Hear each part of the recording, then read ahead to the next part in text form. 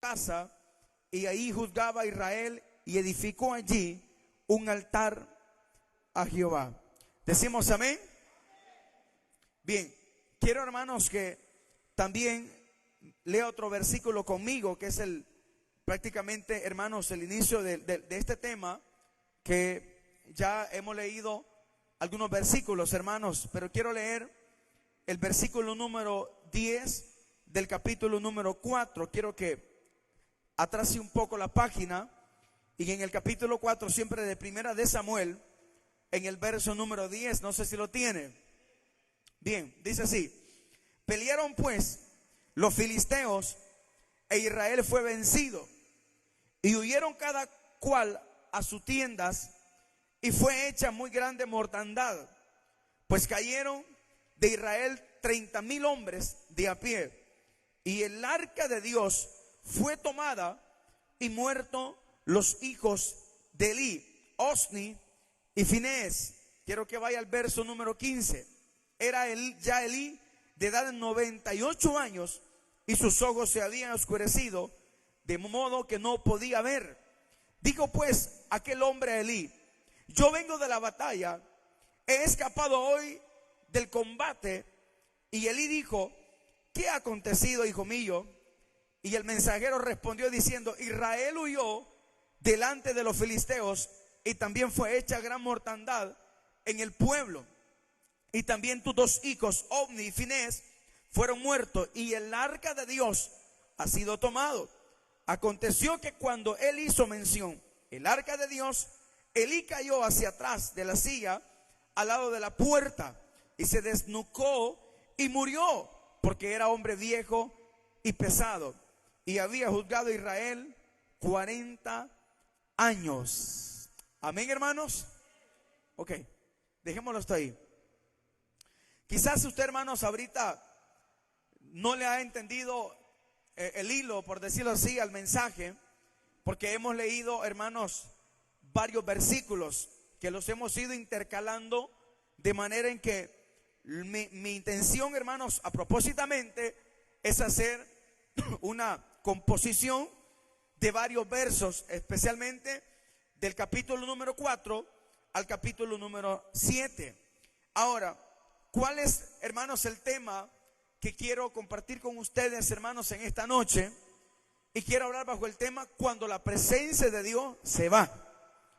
Ahora, esta historia, para entenderla, me voy a ir un poco más atrás. Yo le leí el capítulo 7, que es el final, hermanos, del tema que voy a predicar, pero vamos a ir ya, hermanos, a la parte introductoria, para que usted logre entender de qué se trata. Esta historia, hermanos, comienza muchos años atrás. Aún todavía Israel, hermanos, no tenía el periodo monarca de los reyes, porque aún no se había escogido. Es más, el pueblo todavía no había escogido, hermanos, que Dios le diera un rey, sino que quienes juzgaban, hermanos, en ese momento eran los jueces. Pero ya hasta esta altura el periodo de los jueces ya había terminado, pero aún, hermanos, Israel tenía un poquito de periodo más de ser juzgado. Y precisamente, hermanos, quien juzga a Israel antes de que se escogiera rey fue Samuel. Pero Samuel, hermanos, no solamente era un juez, sino que es la sustitución, hermanos, absoluta del sacerdocio. Aunque obviamente más adelante vemos, hermanos, a los sacerdotes tomar su papel, pero llega un momento en que Dios, hermano, decide paralizar un poquito el tema del sacerdocio, y, hermanos, entregarle este privilegio a Samuel. ¿Por qué razón? Eso lo voy a explicar conforme vaya avanzando en el tema. Y luego avanzamos, hermanos, al capítulo número 4, cuando precisamente en esos momentos Israel tenía un enemigo en potencia, que eran los filisteos. Y los filisteos, hermano, no era una ciudad pequeña. De hecho, eran 5 ciudades que conformaban hermanos, toda la nación filistea. Entre esas ciudades, hermanos, encontramos dos de ellas, Ecrón, que hermanos, no era directamente de ellos, sino que los filisteos habían apoderado de esas tierras porque Israel, hermanos, se había descuidado y ellos habían tomado posesión, pero más tarde vuelven otra vez de nuevo estas tierras a ser de Israel. Ahora, la guerra, hermanos, inicia y la Biblia dice literal que, hermanos, los filisteos vencieron a los judíos, a los hebreos, pero no solamente los vencieron, hermano, sino que también sucedió algo que nunca había pasado en ese momento de la historia. Estaban acostumbrados a perder, a ser vencidos por manos enemigas, pero hoy sucede algo, hermanos, trágico. Y lo trágico es que los filisteos no solamente, hermano, destruyen y matan a una buena cantidad de soldados judíos, hebreos, sino que deciden, hermanos, oiga esto, capturar y robarse el arca del pacto, es decir, el arca de Dios, y luego llevarla, hermanos, hacia el templo del Dios de ellos llamado Dagón. Ahora, si usted, hermanos, quizás no entiende la gravedad de este asunto, es porque precisamente usted está lejos de la realidad de lo que significa el arca del pacto para Israel. Pero yo se lo voy a explicar en breves palabras. El arca del pacto era una caja no más de 50 centímetros y dentro de ella estaban las tablas de la ley. También, hermanos, había panes de la proposición y ahí, hermanos, habían unos querubines. Aunque la caja literalmente no era algo valioso, hermanos, en peso, lo que lo hacía valioso era que allí estaba la presencia de Dios. Ahora, no es que descansaba en un arca, no, sino que era simplemente una simbolización de la presencia de Dios. Ahora, para los judíos, este objeto era el más sagrado que ellos tenían. ¿A dónde lo tenían? Lo tenían, hermanos, en el lugar santísimo del tabernáculo, donde una vez al año el sumo sacerdote subía para expiar los pecados del pueblo de Israel. Pero hoy, hermano, la responsabilidad que le correspondía a los sacerdotes, en este caso, hermanos, a Elí y a sus hijos, hermanos, Ofni y Finés, la responsabilidad de cuidar el arca, de mantener el orden, el estatuto, hermanos, había sido quebrantado, de tal manera que hoy Dios, hermano, les está dando una lección a este pueblo, robándoles el arca, permitiendo que los filisteos roben el arca, para que el pueblo de Israel se diera cuenta, hermanos, lo peligroso es no tener la presencia de Dios. Ahora bien, esto, hermano, fue tan duro que cuando el mensajero de la tribu de Benjamín llegó, ponga atención, vea para acá, y llevó la noticia al sumo sacerdote Elí. La Biblia dice, hermanos, que Elí era ciego, ya prácticamente no miraba, porque ya el tipo estaba muy viejo y también era pesado, es decir, era muy gordo, hermanos, y el hombre prácticamente solo se mantenía sentado. Pero él oye un ruido, hermanos, y él pregunta qué sucede, porque él no mira casi. Él pregunta qué está sucediendo. Entonces uno de los mensajeros, hermanos, de la tribu de Benjamín le da las buenas nuevas y le dice, mira, los filisteos han asesinado a muchos soldados de nosotros. No solamente eso, mataron a tu hijo Ofni, a tus hijos Ofni y Finés. Lo peor todavía es que se llevaron el arca del pacto. Cuando Elí, hermanos, oye eso, la Biblia dice que se va para atrás de la impresión. Entonces usted dice, ¿por qué fue tan impactante la noticia de que el arca era robada que la noticia de que sus hijos habían muerto? Porque aunque él amara a sus hijos, por ser sumo sacerdote, a él le quedaba más que claro que la responsabilidad del arca era de ellos. Y si ellos la perdían, el peso de la responsabilidad caía sobre ellos. Entonces cuando él oye que los filisteos tenían el arca del pacto, entonces Elí, hermano, no le queda de otra que le da un infarto, quizás se va para atrás, hermano, se desnucó y ahí murió Elí. Ahí murió Elí por la impresión. Ahora, ¿cuál es el peligro? El arca del pacto no podían tocarla ni siquiera tribus hermanos, aparte de los levitas. Ahora póngase a pensar usted, el arca del pacto en manos enemigas. Ahora bien, la historia avanza. La Biblia dice que el arca del pacto se la llevan, hermanos, a un templo llamado Dagón, que era donde estaba el dios de ellos, que era un toro con unas, hermanos, palmeras y unas alas. Y dice la Biblia, hermanos, que al siguiente día los sacerdotes de las ciudades, hermanos, de Dagón, encontraron a su dios, hermanos, postrado en el arca del pacto. Y luego lo volvieron a poner otra vez. Y al siguiente día, hermanos, se dieron cuenta que ya no solamente estaba postrado, sino que, hermanos, el arca de Dios había arrancado la cabeza por completo y solo el tronco les había quedado. Entonces los filisteos empezaron a darse cuenta de que no fue una muy buena idea haberse traído el arca del pacto. Así que deciden pasársela de ciudad en ciudad, de ciudad en ciudad. Aunque si bien es cierto, hermanos, el arca del pacto estaba en manos enemigas, eso, hermanos, no hacía menos el poder que Dios tenía para demostrarle a los filisteos que a donde quiera que la presencia de Dios vaya, siempre tiene efecto y va a postrar a los enemigos de Dios en cualquier lugar donde se encuentre. Amén. Ahora bien, el arca del pacto empezó, hermanos, a ir de lugar en lugar y empezaron a pasarla de ciudad en ciudad. Pero conforme la iban pasando, iba sucediendo algo. ¿Qué era?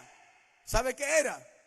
Que cada ciudad donde el arca estaba, habían tumores, habían cánceres en la piel, en el cuerpo de los habitantes de los filisteos. Y entonces ellos, hermanos, se la pasaban de una ciudad a otra, y donde quiera que llegaba hacía estragos, hermanos, ponía pestes, ahí hacía un montón de maldades, un montón de cosas, hermanos, malas para ellos, hasta que los sacerdotes, hermanos, y los príncipes de la ciudad de Filistea preguntaron y dijeron, bueno, ¿qué vamos a hacer? Porque vemos que el arca del pacto nos está haciendo pedazos, nos está llenando de peste, nos está llenando de un montón de enfermedades. Entonces, hermano, la Biblia dice que mandaron a llamar a todos los sacerdotes y los sabios y les pidieron consejo. Entonces los sabios dijeron, ¿saben qué? Devuelvan el arca del pacto, porque seguramente este mal es por haberse traído el arca del pacto. Pero el problema era cómo hacer que el arca del pacto se devolviera a Israel, si no hallaban cómo hacerla, ni cómo tocarla, ni cómo enviarla. Ahí prepararon unas carretas, hermanos, con unas vacas, y ahí es donde el arca del pacto la pusieron y la llevaron. Yo le voy contando rápido la historia para llegar al mensaje. Y la llevaron, hermanos, durante 7 meses. El arca del pacto estuvo, hermanos, en la tierra filistea. Y Israel en ese momento se estaba lamentando por haber perdido el arca del pacto, por haberse descuidado. Ahora hay que hacernos una pregunta antes de continuar. ¿Qué hizo, hermanos, que el arca del pacto fuera, hermanos, secuestrada? Bueno, la respuesta no es que Israel se descuidó porque se la robaron, no. La respuesta es porque anteriormente Israel había caído en la idolatría una vez más. Estaba adorando al dios Baal y hermanos, a la diosa Astoré, que ya le voy a explicar qué eran estos dioses. Usted ya lo sabe, pero se lo voy a recordar. Entonces, el descuido espiritual hizo que el arca del pacto no tomara, hermanos, prioridad en la vida de los judíos. ¿Cómo puedo, hermanos, proyectar esto a la vida de la iglesia? ¿Cómo puedo hacerlo? Cuando nosotros, hermanos, empezamos a descuidar la vida espiritual, cuando nosotros no le damos prioridad a Dios y al Espíritu Santo en nuestra vida, es que empezamos a perder, hermanos, la presencia de Dios y no nos vamos dando cuenta. Cada día vamos perdiendo más territorio, cada vez me voy enfriando más, cada vez ya no tengo ganas de venir a la iglesia, cada vez no me dan ganas de orar, cada vez no me dan ganas de leer la palabra. Empezamos a perder territorio y prioridad porque le hemos dado otras prioridades importantes que no son el Señor. Y yo le he dicho toda la vida, hermano, nuestra vida es como un rompecabezas, que si no está la pieza correcta en su lugar, lo demás se viene para abajo. Cuando nuestra vida no es Dios el primero, y en nuestra lista no es Dios el primero, y en nuestro corazón no es Dios el primero, todo lo demás no sirve que usted lo haga. Usted puede prosperar económicamente, usted puede prosperar en su familia, vida, usted puede prosperar en su negocio, pero si Dios no es el centro de su vida y en todo su corazón, tarde que temprano perderá la esencia más importante, que es la presencia de Dios. Le voy a decir algo a todos ustedes esta noche: a nosotros nos puede hacer falta dinero, nos puede hacer falta quizás cosas materiales, pero no la presencia de Dios, porque la presencia de Dios es lo que marca la esencia en nuestra vida. Amén, hermanos. Entonces, como Israel, empezamos a no darle prioridad. Como ellos empezaron, hermanos, a ponerle más atención a los cultos a Baal, a los cultos de Astoré. Ahora, ¿en qué consistían estos ídolos? Bueno, primero, Baal se creía por los cananeos que era el dios de la fertilización, es decir, de la prosperidad. Y para alcanzar un beneficio de Baal, Baal pedía algo a cambio. Entonces venía la gente y le entregaba sacrificios a Baal. Entonces, algo así se parece el método de los chupacabras de los apóstoles de este tiempo, que para recibir un beneficio, entonces vienen ellos y te dicen: mira, ¿quieres tú recibir un milagro? Pacta con el Señor y adivina qué te entregan. Dios mío, ustedes. ¿Qué te entregan todos los chupacabras de la prosperidad hoy? A cambio de un milagro. Te dan un sobre. ¿No ha visto usted cómo hacen? Te dan un sobre y te dicen: pacta con Dios y Dios te entregará el milagro. Viene la gente y dice: hombre, qué fácil está esto. Entonces quiere decir que Dios acepta trueques. Le doy $1,000 y Él me da otros 2,000. Le doy $10,000 y Él me va a sanar de cáncer. Quiero decirles que esos métodos los ocupan todos los que adoraban a Baal. El Dios de nosotros no trabaja de esa manera. ¿Sabe cómo trabaja el Cristo que nosotros adoramos? Entrégale tu obediencia y a través de la obediencia Él puede responderte a ti, hermanos. O sea, no estoy diciendo que no vamos a ofrendar, que no vamos a diezmar, pero no lo vamos a hacer porque, como yo tengo un dolor aquí, hermanos, en el hígado, por decirlo así. Señor, ¿cómo cuánto vale más o menos el milagro del hígado? Bueno, yo te voy a dar $2,000, Señor, ¿verdad? Entonces viene el diablo, ocupa al profeta y lo manipula y lo engaña.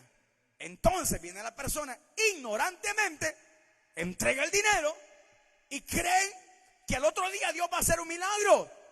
Entonces cuando viene y no se da el milagro, entonces vienen las personas y se dicen: Dios me habló, pero no me contestó, es decir, no respondió. No, Dios nunca habló. Habló el método que se ocupa para adorar a Baal, pero no el Dios de nosotros.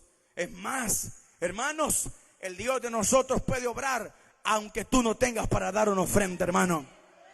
No sé si usted lo cree. El Dios de nosotros puede hacer un milagro, no porque traiga dinero a la iglesia, sino porque eres obediente a su palabra. Y si Él quiere contestarte, te contestará. Por eso dice 1 de Juan 5:14. Y esta es la confianza que tenemos en Cristo Jesús, que si nos acercamos confiadamente y pedimos si es su voluntad, Él nos oye. No nuestra voluntad, sino la de Él. ¿Alguien puede alabar a Dios en esta noche, hermanos? Entonces, para Israel era más fácil adorar a Baal a cambio de favorcitos. Y usted me pregunta a mí, me dice: ¿y será que Baal les daba favores? Claro, si el diablo estaba detrás de todo eso. El diablo le ha entregado fama a mucha gente. El diablo le ha entregado riqueza a mucha gente. El diablo le ha entregado, hermanos, posesiones a mucha gente a cambio de pactos satánicos. Y usted dice: ay, yo quisiera ser famoso como ese tal greñudo, que en 2 años tiene 10,000 millones de seguidores. Usted no sabe a costa de qué los ha obtenido, hermanos. Amén. Mire, las mujeres, para hacerse famosas, solo necesitan tener un buen cuerpo, bailar semidesnuda y todos los hombres les van a seguir. Así de fácil. Los hombres necesitan tener un cuerpo bien musculoso, enseñar sus músculos, hermano, y todas las mujeres lo van a seguir. Pero como esto no es así, ¿verdad? En el evangelio no se trata de cuántos me siguen, sino yo de seguir al Señor y caminar en sus caminos, entrar por la puerta angosta. Ahora bien, ese era por parte de Baal. Ahora, ¿por qué hacían esto? Porque cuando llegaba el invierno, ellos le acreditaban a Baal la lluvia para sus cosechas. Imagínense qué ignorancia, hermano. Ahora vamos a la otra diosa. Esta diosa se llama Astarot, pero que también se le conoce como, hermano, la diosa Astoré. Ahora bien, o Acera. ¿Quién era esta diosa? Al igual que Baal, eran dioses cananeos, solo que con ella era diferente el ritual. Con ella no era sacrificio directamente de hombres, sino sacrificios sexuales. Entonces a los hombres les gustaba mucho más el sacrificio para esta diosa. Y es más, en Jeremías, hermanos, capítulo 7, verso 18, ahí, hermanos, puede leerlo usted en su casa. Yo no lo leo porque no tengo tiempo. Puede leerlo en su casa. Y ahí, hermanos, usted se da cuenta cómo era que la gente adoraba a esta diosa. Y también, no solo se le conocía como Astarot, también en las tribus cananeas se le llamaba la diosa de los cielos. E imagínense el título que le habían dado, ¿no? Entonces se creía que ella era la esposa de Baal, y por eso se adoraban estas dos deidades cananeas. Entonces ahora pregunto usted, ahora hágase la idea, habiendo un Dios tan poderoso, fiel como Jehová, deciden darle la espalda y adorar a Dios, a dos deidades paganas, que, hermanos, Dios las aborrecía por las cosas y sucias que se hacían para estos sacrificios. ¿Con qué razón y con qué motivo? Lógicamente, Dios no iba a apartarse de ellos si ellos se habían apartado. Hace poco, hermano, estaba viendo una frase que realmente me llamó la atención y decía así: la gente pregunta ¿dónde está Dios? Y la gente no sabe que Dios está donde ellos lo sacaron. ¿Tiene lógica o no? ¿Por qué no? ¿Por qué tiene lógica? Porque la gente vive diciendo: siento a Dios lejos, siento que Dios se apartó de mí. Pero nunca se dan cuenta que sus caminos no son rectos delante del Señor. No se dan cuenta que son ellos los que se han apartado, no Dios, hermano. ¿Sabe que la primera evidencia, señal en la vida de la persona que pierde el primer amor, es cuando se empieza a volver seco espiritual? Es cuando ya no siente reprensión. Es cuando pasan 2, 3 días, 4 días, 5 días y no siente represión de nada. Es porque el primer amor ha venido decayendo. Ahí es donde la gente dice: yo siento que Dios ya no me oye. En cambio nosotros podemos sentirnos débiles y a veces, hermanos, en desánimos. Pero ¿sabe cuál es nuestra esperanza? Que nos acercamos a Dios confiadamente de que Él está presente en nuestra vida. No sé si alguien puede alabar a Dios. ¿Sabe cuál es la diferencia en quien tiene la presencia de Dios y quien no la tiene? Es que el que tiene la presencia de Dios, aunque viva pruebas y dificultades, está la facultad que Dios está con nosotros. Alguien alaba a Dios esta noche. Está la facultad que Dios está con nosotros. Entonces, ¿quiénes fueron los que se descuidaron? Ellos se descuidaron. Hermanos, escuchen esto. Si la presencia de Dios no va con nosotros, ¿qué vamos a hacer, hermano? ¿Están aquí entendiendo? Si la presencia de Dios no gobierna tu vida, ¿qué viene a hacer a la iglesia, hermano? ¿Qué está haciendo sentado en una silla? Si no es Dios la primer parte de su vida, ¿qué está haciendo? Dígame. Cuando a veces sustituimos a Dios por otras cosas, incluso hasta por lo material. Mandamos a Dios de último lugar. Allá lo mandamos de último. Cuando tenga ganas, cuando sienta deseo, cuando quizás me quede un espacio. Estamos mal. ¿Por qué estamos mal? Porque estamos descuidando la esencia de nosotros, el oxígeno de nuestra vida, nuestra columna vertebral, que es Dios. Israel no le dio importancia. Y por eso es que Dios permitió que los filisteos entraran, asesinaran a ellos y luego posteriormente secuestraran el arca del pacto. Ahora bien, avanzando en la historia, después de 7 meses, los filisteos tuvieron que ver de qué manera devolvían el arca del pacto. Y dice la Biblia que la devolvieron. Es más, si gusta vamos a leer en el versículo número 1 del capítulo 7.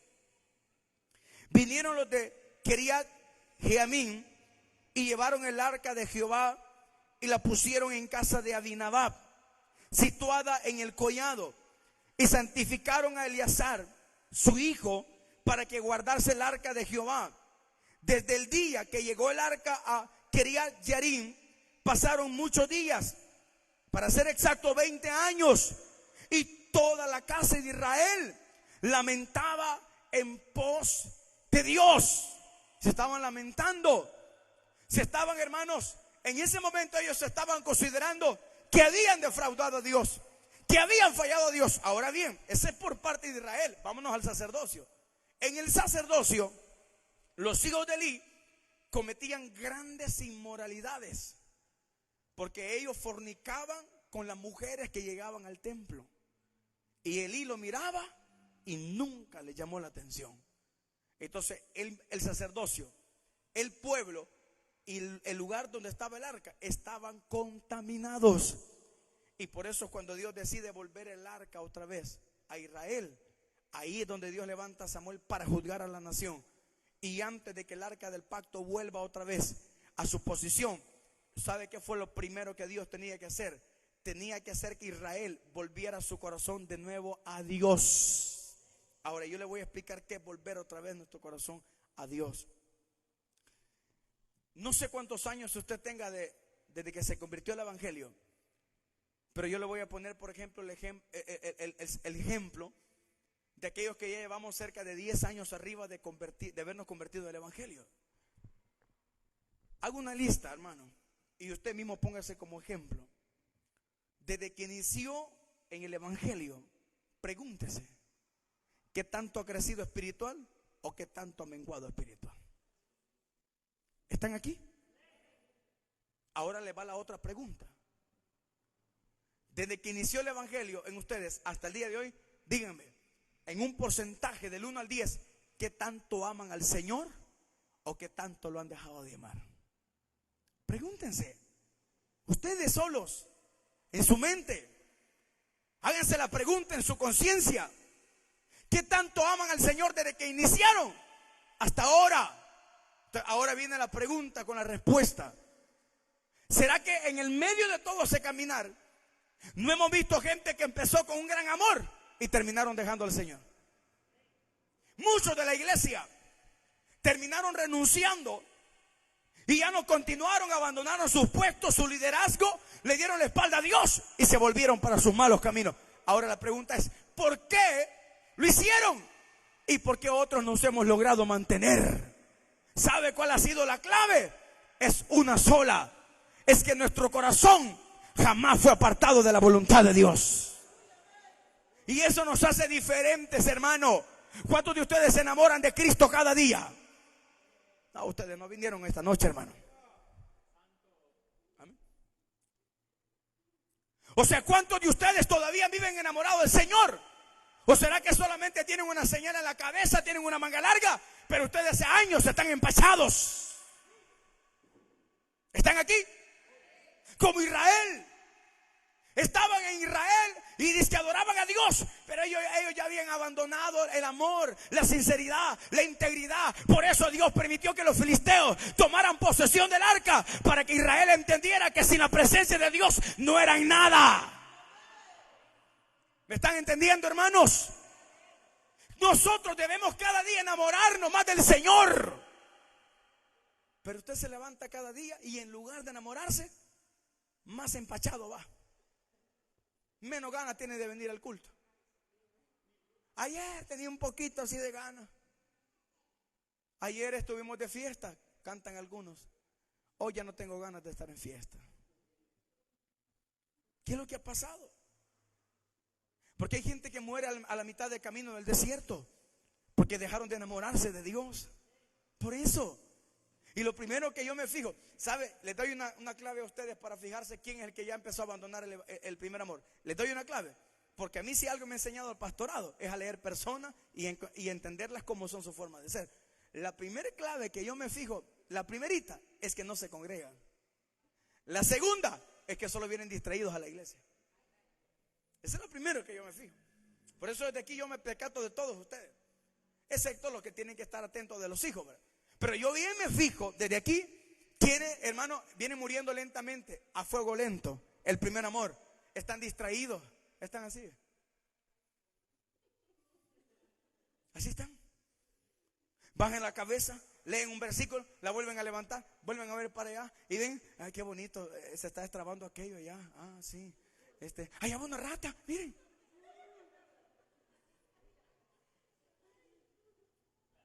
¿Están entendiendo?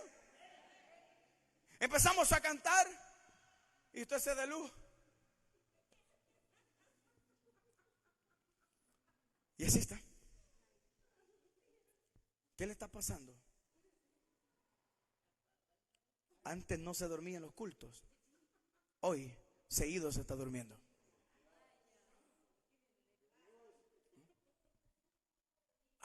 Preguntémonos ahí.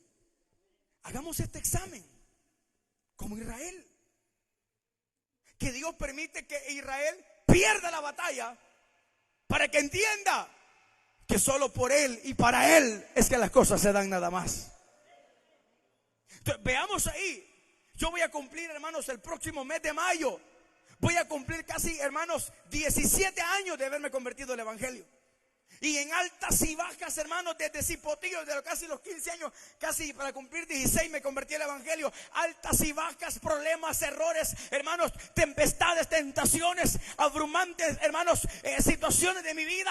Pero ¿sabe por qué he logrado mantenerme hasta este día? Y Dios en su misericordia me entregó este ministerio, porque nunca dejé de amarlo. Porque para mí Dios es primero más que todas las cosas. Aún mi familia, mi esposa, mis hijos, nadie ocupa el lugar que le corresponde al único Dios verdadero. Amén. Y esto es la diferencia entre David y todos los reyes. David es cierto que pecó inmoralmente, falló, pero del corazón de David jamás salió el amor hacia Dios. Y una de las cosas que no debe de salir de tu corazón es el amor hacia Dios. Aunque no lo sientas, sigue amando al Señor. Aunque te levantaste el siguiente día y sientes que Dios no está ahí, síguelo amando. Porque esa es la fe, no lo que vemos, sino lo que creemos. ¿Cuántos alaban al Señor?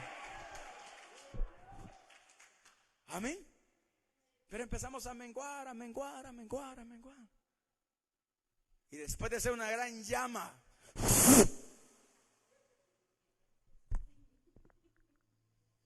ya no es ni tizón. Y usted mismo se conoce, hermano. Usted mismo se da cuenta. Antes, con qué fervor leía la Biblia. Hoy, ya no, hermano. Es más, hay tantos efectos negativos cuando empezamos a morir en el primer amor. Antes era más humilde, hoy se ha hecho más amargado. Antes era más tranquilo, hoy se ha vuelto insoportable, tóxicamente hablando. Solo vive enojado, murmura por todo. Que si hay que lavar los trastes, que si hay que lavar ropa, que si hay que cocinar, que si hay el mercado, que hay que hacer esto. Porque el primer amor vino muriendo. Entonces Dios tiene que hacer algo.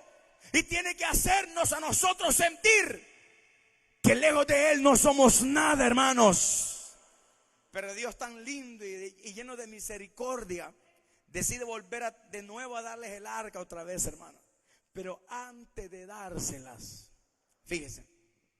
Antes de dársela, Samuel les da una exhortada y les dice en el verso número 3: si de todo vuestro corazón os volvéis a Jehová, quitad los dioses ajenos y Astarot de entre vosotros y preparar el ¿qué? Vuestro corazón. ¿A quién? ¿Al celular? ¿A la materia? No, ¿verdad? A Jehová. Y solo a Él servir. Y os librará de la mano de los filisteos. Verso 4. Entonces los hijos de Israel quitaron a los Baales y a Astarot y sirvieron solo a Jehová. Fíjese eso. Eso es volver otra vez a Dios. ¿Pero de qué? De todo vuestro hígado, de todo vuestro páncreas, de todo vuestro corazón. Entonces, eso, hermano, meditémoslo así. Hay una diferencia, ponga atención, entre remordimiento y arrepentimiento. El remordimiento es un efecto colateral por el dolor que nos produce nuestra conciencia por lo malo que hemos hecho. Ejemplo, esta tarde el hombre le pegó a la esposa y le mordió todo el cachete. Al venir a la iglesia, él siente un gran remordimiento, porque la palabra lo ha contaminado. Al llegar a la casa le dice: mira, mi amor, perdóname por haberte pegado. Te prometo que ya no te vuelvo a pegar. A partir de este día ya no vas a ver un animal en mí, sino un oso cariñosito, decirle. Pero al otro día la esposa no le hizo el huevo en torta que él quería. Se la volvió a fajar otra vez. Entonces ahora preguntémonos, ¿y qué pasó con aquel hombre que estaba arrepentido? Es que nunca se arrepintió, solo le dolió aquí. Entonces cuando vienen los problemas a la vida, va esto. ¿Qué es lo primero que el hombre busca cuando tiene problemas? Dios mío. Cuando sí, correcto, yo lo dijo la hermana. Cuando sienten una mala noticia, ¿a quién es el primero que acuden? ¿A quiénes acuden ustedes cuando se sienten en problemas? No los oiga, hermano. A Dios, ¿verdad? Entonces, ¿qué hacemos? Empezamos a prometer: te voy a hacer una acción de gracia, te voy a servir, hoy voy a ir al culto, mañana voy a estar en la vigilia, el otro sábado en el ayuno, y el domingo me voy a congregar. Y tal vez una semana lo hizo, y la gente empezó a ver: ya vieron que el hermano está con todo. Sí, pero una vez el problema se termine, vuelve al estado natural que la persona es. A diferencia del que se vuelve a Dios con todo corazón, ya no se aparta de Dios. Venga lo que venga, está cerca de Dios, porque ha entendido que el centro de nuestra existencia se llama Cristo Jesús, y separado de Él nada podréis hacer. Eso, volver de nuevo. Hace poco me escribía a mí una persona.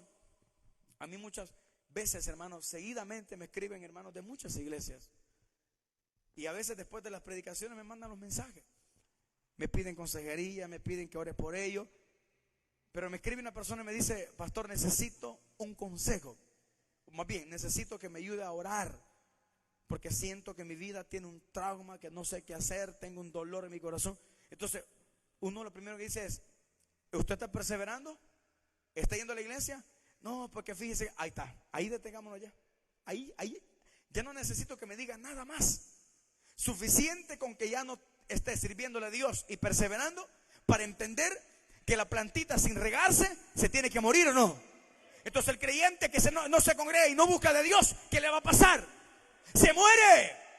Por eso que la gente que ya no se congrega, cuando lo volvemos a ver a los 22 días, al mes, la gente está seca espiritual, la gente no quiere adorar. Entonces hay que volverlos a meter de nuevo al primer amor. Entonces Samuel está diciendo a Israel: vuélvanse de todo corazón y sáquenlo a los Baales, saquen a Astarot, saquen a toda esa basura que los ha separado de la voluntad de Dios, y entonces Jehová se volverá a ustedes también. Amén. Entonces pregunto, hermanos, ¿se puede vivir sin la presencia de Dios? No, no se puede. Todos los que estamos acá hemos estado en momentos muy difíciles. ¿Cuál es nuestra confianza? Que Dios está con nosotros. Eso es todo. ¿Y sabe cuál es el método más poderoso, hermano? Es rasgar nuestro corazón y arrodillarnos ante Él y decirle: Señor, yo no sirvo quizás, pero yo te necesito, Padre. Tú eres mi único Dios. ¿A quién acudiré si solamente tú tienes palabras de vida eterna? ¿Alguien alaba a Dios esta noche, hermanos? Ahora, ¿qué fue lo que sucedió? ¿Qué fue lo que pasó? Usted me va a decir: bueno, pastor, nosotros no tenemos problemas por eso. No adoramos a Baal, no adoramos a Astoré. Si hasta el día de hoy esos dioses han quedado en la historia. Pero hay otras cosas que hoy nos separan de Dios. Y no me lo va a negar, hermano, que muchas de las cositas que nos separan de no venir a un culto son los celulares. Usted puede mensajear, no hay problema, usted puede usarlo. Pero imagínense que ya le va robando la hora de culto, hermano. Ya le quitó el deseo de venir a la iglesia. Es más, hay un montón de creyentes que están prendidos en el teléfono viendo el mundial. Un montón de creyentes, hermano. Un montón de cristianos que prefieren estar viendo un partido de fútbol que alimentar su alma.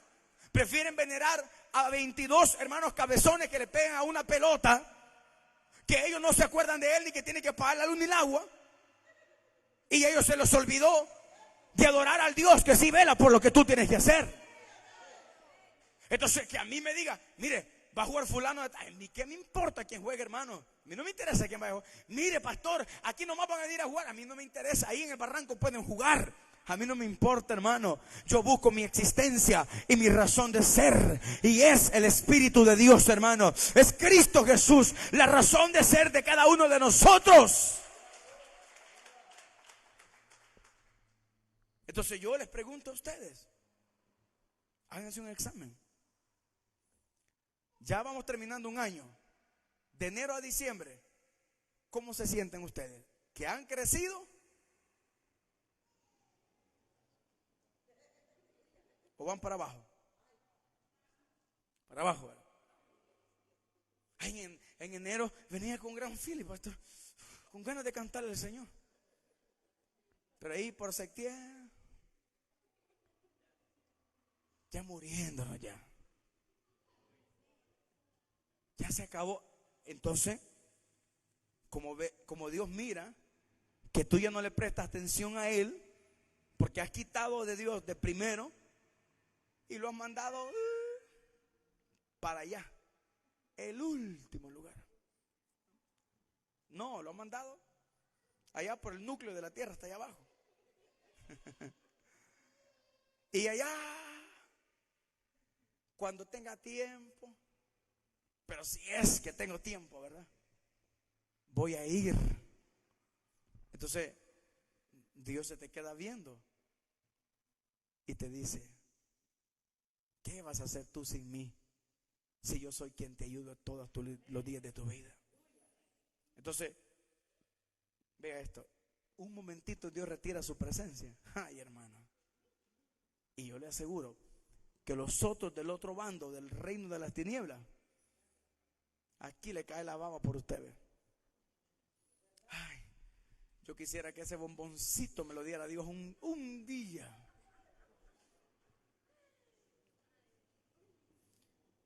Si tan solo Dios me lo dejaras 15 días sin la protección que tú le das, lo hiciera, bueno, trizas. Pero viene Dios y Dios solamente le dice, mira, tócalo pues, pero un poquito, pero ya sabes que aún lo sigo amando todavía. Le viene Dios, pum, te pega un aguijón en la pierna para 15 días en la casa.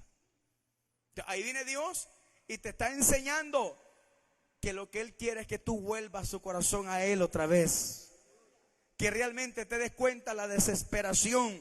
A mí me dijo la doctora hoy que tuve este problema de la espalda, quédese 2 días en la casa sin salir.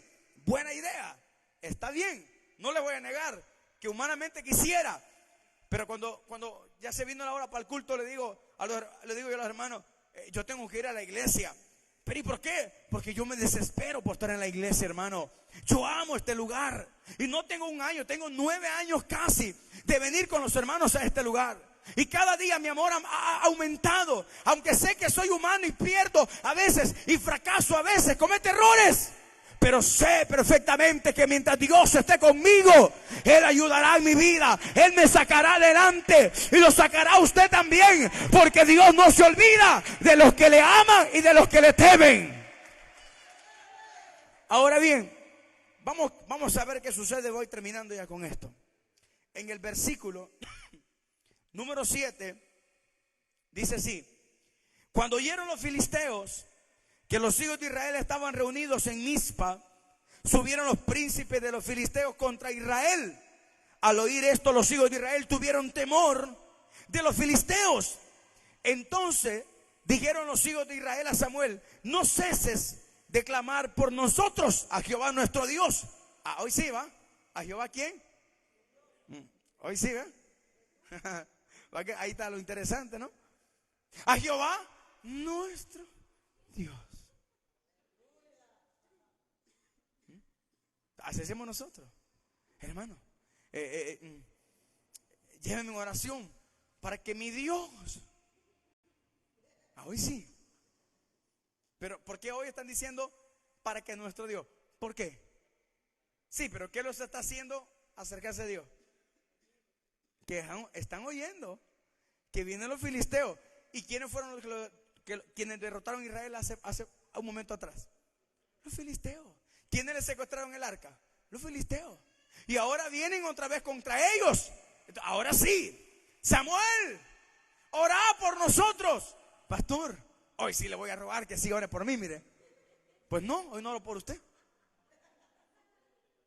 No sea malo, no es que no sea malo. Pero yo, fíjense, hermanos, que a mí me ha hablado mucha gente y me dice: ore para que Dios me saque a mi hijo de la cárcel. ¿Qué? Sí, para que Dios me saque a mi hijo de la cárcel. ¿Y por qué está en la cárcel su hijo? Pues sí, porque le rebelde hacia aquí, hacia allá. Permítame, ¿cómo se le ocurre que yo voy a orar y Dios me va a obedecer y va a sacar a su hijo de la cárcel? Primero haga que su hijo se arrepienta, y de ahí que Dios se encargue de él. Entonces, mire, hermano, hace 15 días viera el sermón que me mandaron a mí a través de Messenger. Un sermón que bárbaro. Y yo lo empiezo: ¿qué es esto? Digo yo. Me habían pedido oración. Bueno, me habían dicho: necesito que ore para que Dios me dé una casa, para que Dios me dé aquí, que Dios me dé allá. Y como yo no le contesté a la persona, porque yo no paso, hermano, peinando la gata, como dicen, ¿no? Entonces, y a los 3 días, hermano, me escribe: y menos mal que es pastor, viva lo que predica. Y yo me quedé así, ¿verdad? Entonces, y yo ya le iba a preguntar: ¿por qué me dice así? Pero no, luego me volví a mandar otro mensaje y me dijo: porque si usted predica, entonces póngale atención a las ovejas. ¿Y quién es, pues? Yo no sé quién es. Amén. Entonces la persona quería que yo orara para que Dios le diera casa. Hombre, yo no trabajo con el fondo social, hermano. Entonces, lo que yo quiero decirle, el año pasado no me habló una hermana de España que ore para que le di un novio porque le había dejado el primero que tenía. Como yo, hermano, perdóneme, ¿cómo yo voy a perder mi tiempo? Está orando por eso, hermano. Si lo dejó el novio es problema de ella, ya que lo dejó el novio. Eso no es cosa mía. Entonces la gente piensa que con buscarlo a uno, no, porque el hermano es el pastor, él predica bonito, él es un enseñador de la palabra, quizás a él lo va a escuchar Dios. No, Dios nos escuchará cuando nos arrepintamos de todo corazón, hermano. Dios nos escuchará cuando nos volvamos a Él. Y así me han pasado un montón de experiencias, hermano, que a mí hasta risa me da. Y yo veo los mensajes, los sermones que me meten, hermano, como no tengo ni idea. De Honduras me habló otro que le mandara a hacer casa. Y que le mandara una ofrenda de $2,500. Mire, hermano, créame que, y esto lo digo públicamente a través de las redes sociales, ya que estamos en vivo. Mire, yo le voy a decir algo. ¿Sabe cuál es la clave? Cuando uno se siente en un momento, yo lo he pasado y lo he sentido, cuando uno a veces no hay ni qué hacer y tiene a veces necesidad económica. Pero ¿sabe cuál es la clave que uno debe de tener, hermano? Mateo capítulo 6. Entra a tu aposento, cierra la puerta y pida a tu Dios en secreto y Él te compensará en público. Ahora bien, con esto no me estoy autodefendiendo diciéndole no me pida oración, porque entonces va a decir, ya vieron el pastor, va, cuidadito, y le van a decir que ore por uno. No, eso nunca lo vaya a pensar. No vaya a ser tan inmaduro de pensar eso. Usted puede acercarse a mí y decirme: pastor, ayúdeme a orar por mi familia. Con mucho gusto oraré por su familia. Pastor, ayúdeme a orar, viera que no tengo dónde vivir. Vamos a orar. Eso no tengo ningún problema. Pero tampoco crea que yo tengo la varita mágica y que yo voy a abra y se va a abrir la puerta. No, claro que no. Aquí la clave es lo que dice Samuel: volvámonos y convirtamos de todo vuestro corazón. Amén. Eso es como que alguien me diga: ayúdeme a orar para que mi esposo me ame más. Y yo, ¿por qué? ¿Cómo no, pastor? Porque no me ama mucho. Pero yo no tengo la culpa de eso. Amén. Sí, claro, podemos orar para que Dios restaure ese matrimonio, pero no seamos tan ingenuos, hermano.